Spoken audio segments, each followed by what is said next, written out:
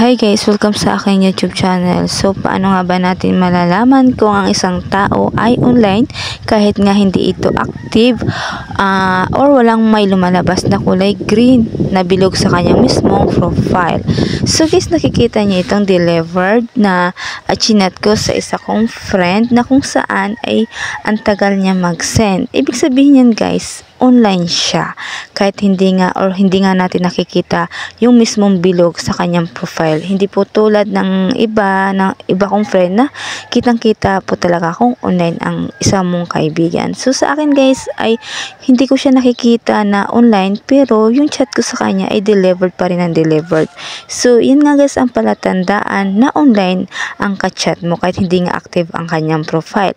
So guys, kung nagustuhan nyo ang klaseng tutorial na ito, please follow my page Liz16 and share my video para updated kayo palagi sa videos na ina-upload ko dito sa aking YouTube channel.